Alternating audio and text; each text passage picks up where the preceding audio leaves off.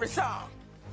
Shake your booty on my... There were rumors of strife on the set. Brandy would say the Countess said bad things to her in front of people. It was because we were teenagers. The reason why I have image problems is because of that happened to me as a child. She made you laugh every Thursday night for 5 straight years, but nobody asked what all that laughter was costing her. Countess Vaughn wasn't just Kim Parker, the loud, boy-crazy best friend on Moesha and The Parkers. She was a Star Search champion at 9 years old, an NAACP Image Award winner, and one of the few black girls on 90s TV who could act, sing, and steal a scene without saying a word. For nearly a decade, she was the heartbeat of UPN's black sitcom empire, the girl whose voice cracked through living rooms across America, while Brandy got the close-ups and the magazine covers. But behind the punchlines about her weight, behind the wig glue that left her scalp scarred and infected, behind the smiles and the studio audience applause, Countess was carrying secrets that would take years to name out loud.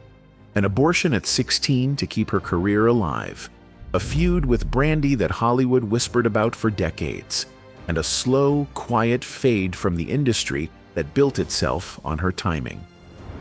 This is the story of Countess Vaughn, the girl who made Kim Parker iconic and paid for it with everything Hollywood didn't show you on screen.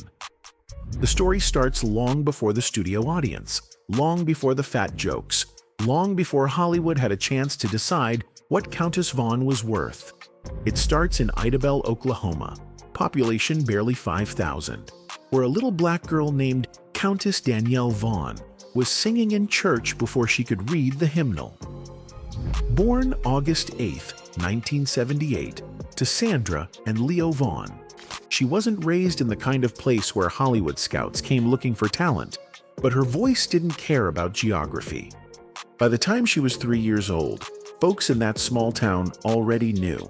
This child could sing. Not the kind of cute kid singing that makes you smile and move on, but the kind that stops conversations mid-sentence and makes grown people look at each other like they just witnessed something they can't explain. Her parents saw it too, and in 1988, when Countess was 9 years old, they took a chance that would change everything. They got her on Star Search, the talent competition show that was basically America's Got Talent before America's Got Talent existed.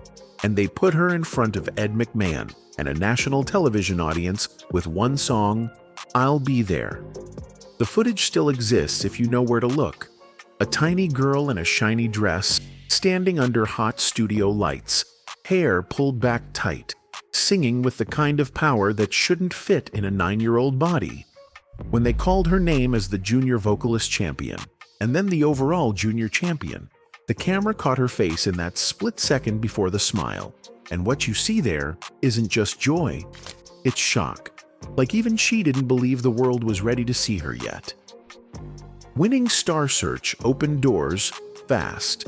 By the time she turned 10, Countess Vaughn was cast as Alexandria DeWitt on NBC's 227, a network sitcom with Jackie Harry and Marla Gibbs, the kind of show that put her in living rooms across Black America every week. She was living the dream that most kids from Idabel couldn't even imagine.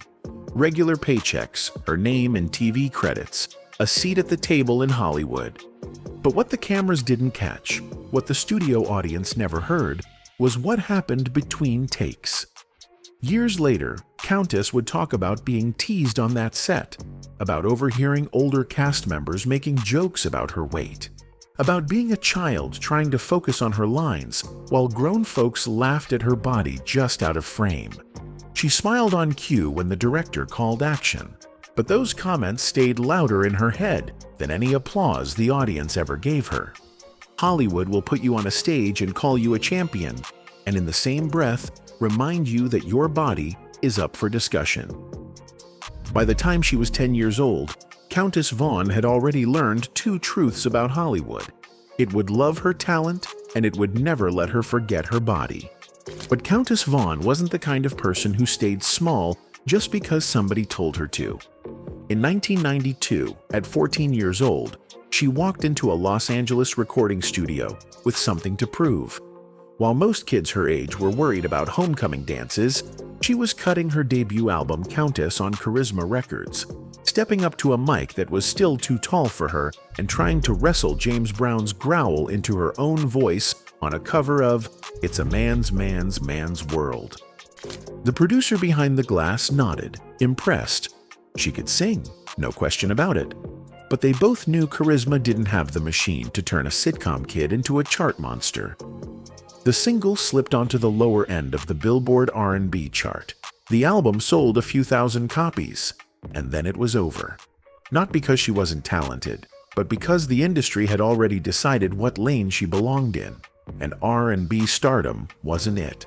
So she kept acting, kept grinding through guest spots on Hangin' with Mr. Cooper, Thea, and Rock, building up a steady 90s black sitcom resume, one episode at a time. And then, in 1996, everything changed.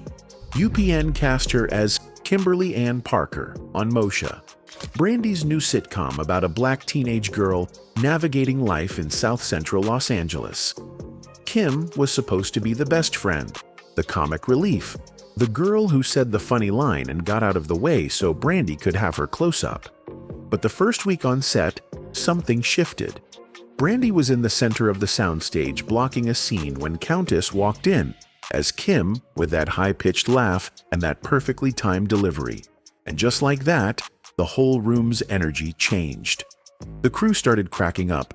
People were already quoting Kim's lines back at her by lunch, and somewhere in that shift, you could feel the seeds of both her breakout and the quiet tension simmering between star and sidekick. Because here's the thing.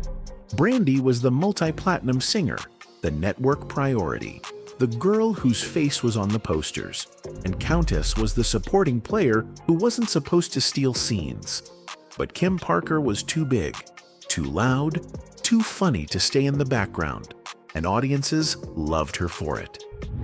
By 1998, Countess Vaughn was walking across the stage at the NAACP Image Awards in a formal gown to accept Outstanding Supporting Actress in a Comedy Series, while Moesha flashed behind her name on the screen. The applause said the community saw her, even if Hollywood only saw Best Friend. And that trophy became one of the few tangible receipts that she really did win the era. But winning also came with a cost nobody warned her about. The scripts kept circling back to the same jokes. Kim eating, Kim chasing boys, Kim being loud and desperate and always just a little too much. The writers loved her timing, but they didn't love her enough to write her as anything other than the punchline. And behind the scenes, the tension with Brandy was real, acknowledged by both of them in different ways over the years. Brandy saying Countess sometimes disrespected her, Countess feeling like she had to fight for space that should have been hers anyway. Kim Parker was supposed to be the funny best friend, but Countess Vaughn had turned her into something bigger. And in Hollywood, that kind of shine doesn't always make you friends. So in 1999, UPN gave her what most actors spend their whole careers chasing, her own show.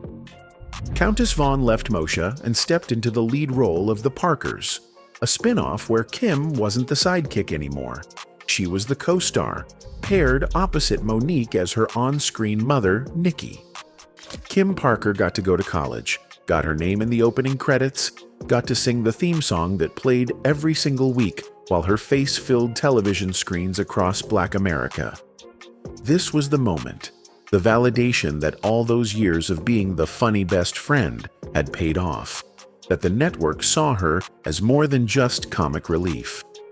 For 5 seasons, from 1999 to 2004, The Parkers was a UPN staple, the kind of show families watched together on Monday nights, the kind of show that made Kim Parker a household name. But if you looked closer, if you sat in on a table read or watched the scripts pile up in the writer's room week after week, you'd see something else. Every episode, the same beats. Kim eating too much, Kim chasing Professor Ogilvy with desperate thirst, Kim being loud and clueless, and always the butt of a joke about her body. The whole room would laugh when she delivered the line.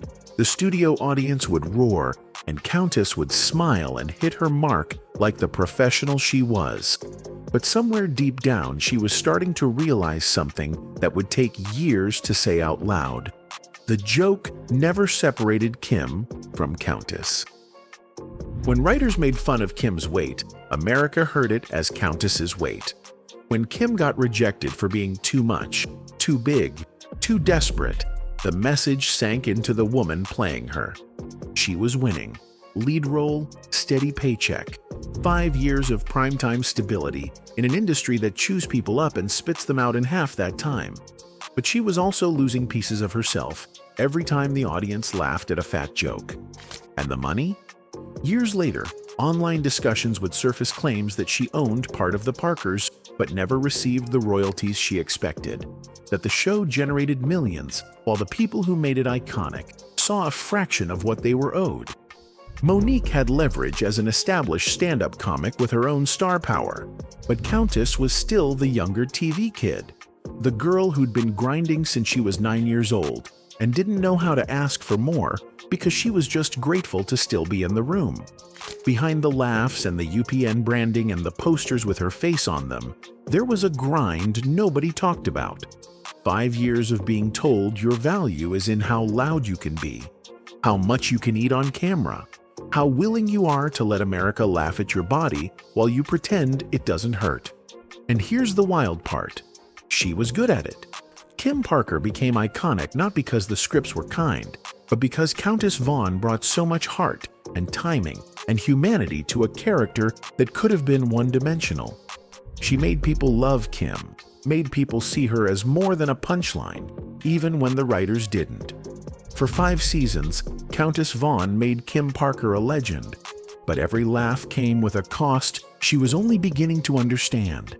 That cost had a name, and it lived right under the wig she wore to look camera-ready. In 2002, while The Parkers was still riding high on UPN, Countess married Joseph James, and they had a son together, building the kind of life that's supposed to balance out the chaos of Hollywood. But by 2005, the marriage was over, another casualty of trying to hold a family together while carrying the weight of being America's punchline 5 days a week. Divorce is hard enough without cameras and studio audiences and scripts that remind you every single day that your body is the joke. The lace-front wig seemed harmless at first, just part of the job, part of looking polished and put together for television. But the glue they used to keep those wigs flat against her hairline? That glue was poison. Slowly, quietly, it started eating away at her scalp, causing infections that oozed and smelled and left scars she couldn't cover up with makeup.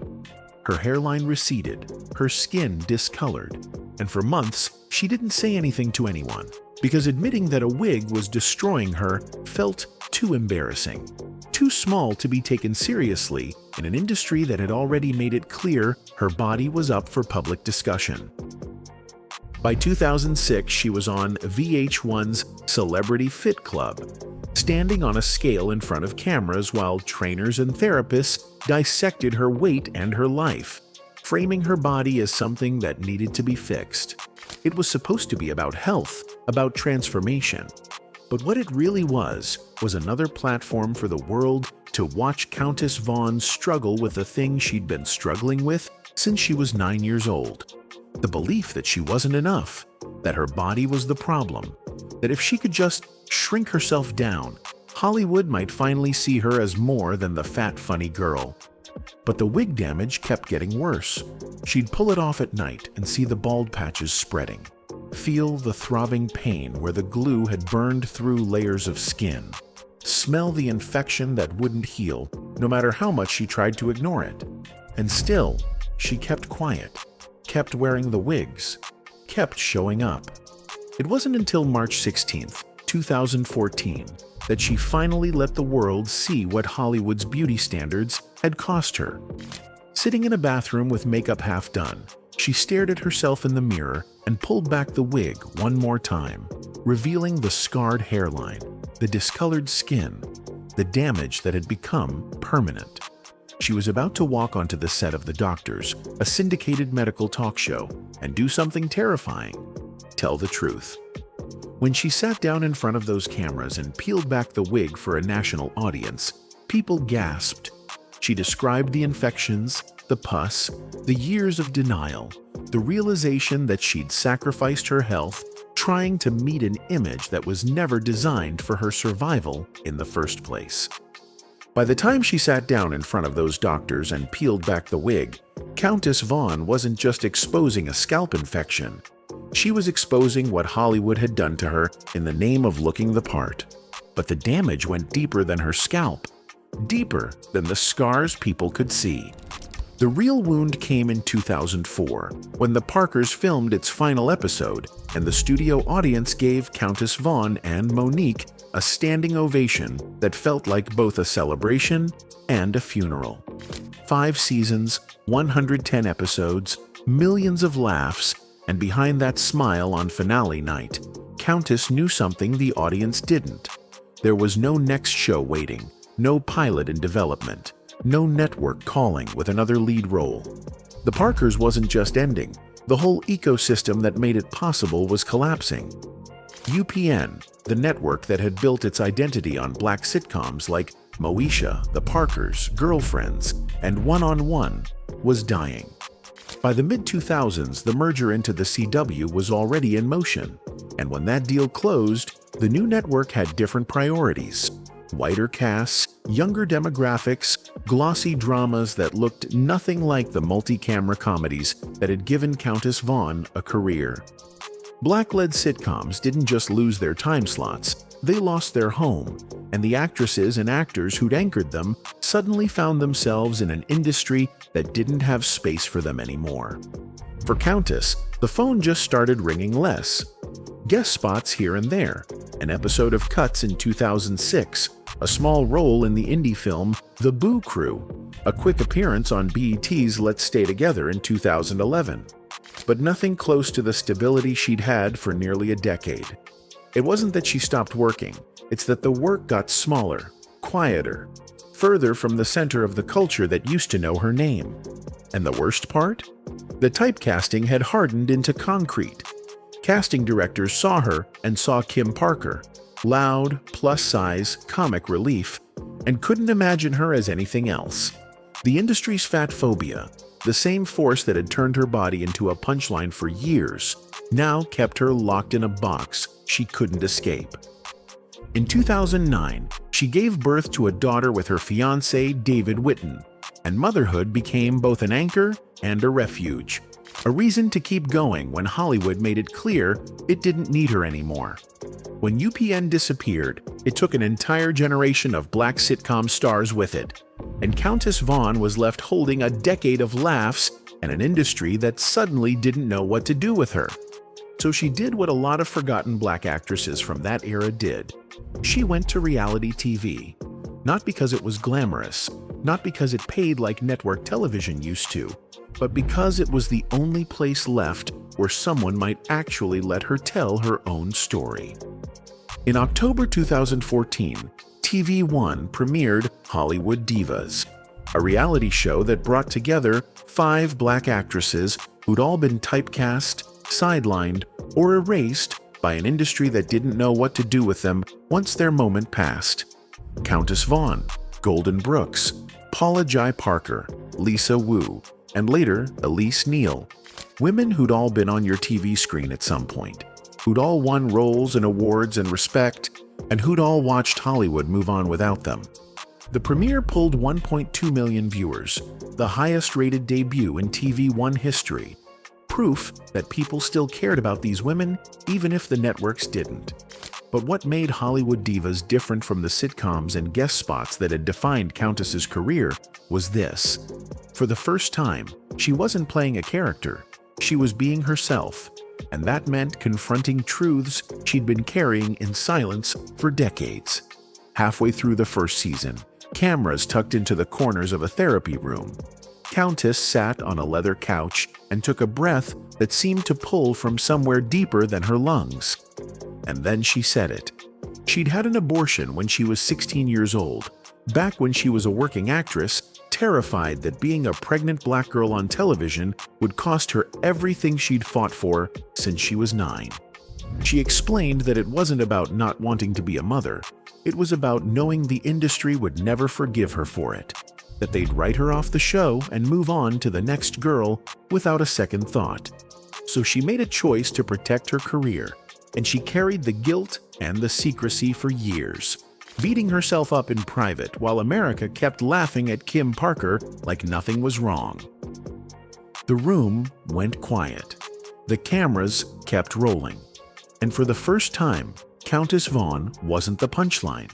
She was the person telling the story, naming the pain, pulling back the curtain on what it really costs to be a young black woman in an industry that only values you as long as you stay quiet and grateful. Hollywood divas gave her that space, but it also framed her in ways she couldn't fully control. The reunion specials turned into drama, clashes with Golden Brooks and the other women became storylines, and the producers positioned Countess as the vulnerable one, the one seeking redemption, the one whose struggles became content for viewers to consume. Reality TV is always a trade. You get to speak, but someone else gets to edit. Still, it opened something in her. Around 2015, late one night, she pulled out her phone and wrote a long Instagram post under a photo of Brandy, calling her a spiritual sister, apologizing for any negativity or disrespect from the Moesha days, acknowledging the tension that fans had argued about for decades. By morning, blogs had picked it up, and Brandy responded with grace, publicly accepting the apology and sending love back. It wasn't just closure for them, it was closure for an entire generation of fans who'd watched two black women get pitted against each other and wondered if they'd ever make peace.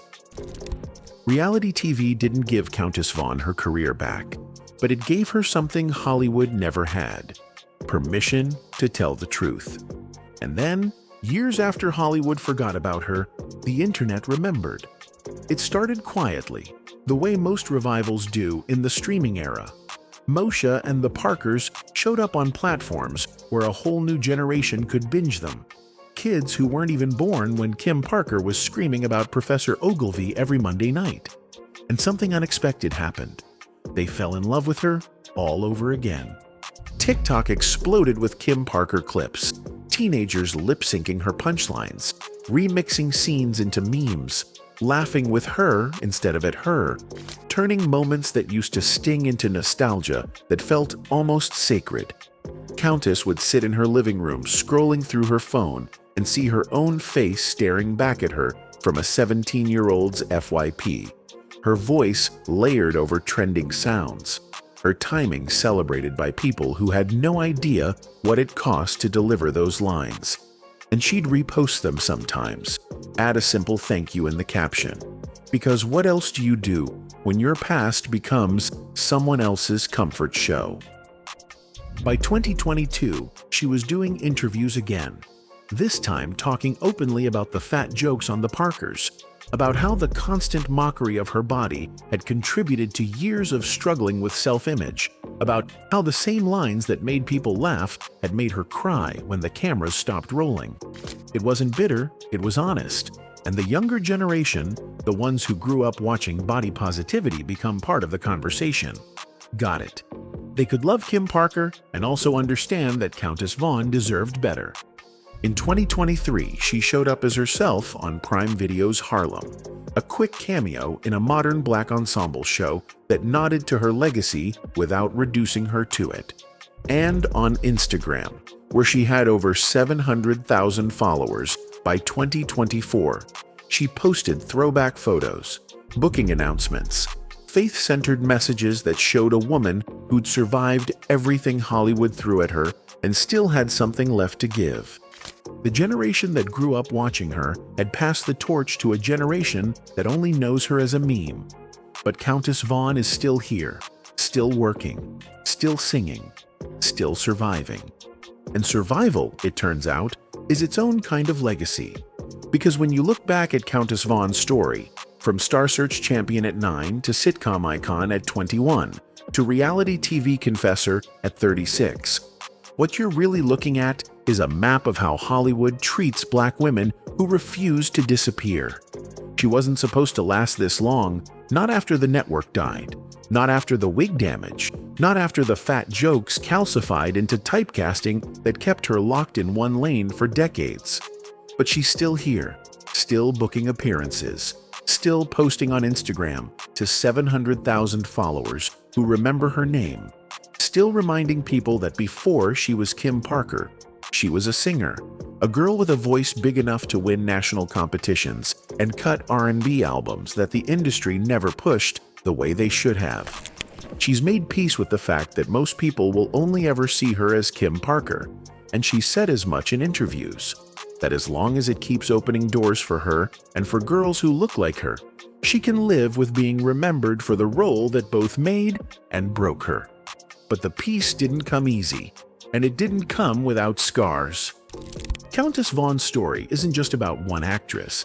It's about what happened to an entire generation of black sitcom stars when UPN collapsed, when the industry decided multi-camera comedies with black leads weren't profitable anymore, when fatphobia and colorism and typecasting turned talented women into footnotes. Dozens of actors from that era went through the same fade, the same quiet erasure, the same realization that Hollywood only loved them as long as they stayed in their lane and didn't ask for too much. But here's what they couldn't erase: the work. The Parkers is still streaming, still making new fans, still proving that the laughs were real even if the pain behind them was too. And Countess Vaughn is still standing, still working, still showing up, still carrying the voice that once won Star Search and still deserves to be heard. Countess Vaughn made America laugh for a decade, but the real story was never the punchline. It was the woman who survived it, scars and all, and kept her voice when the industry tried to take it away.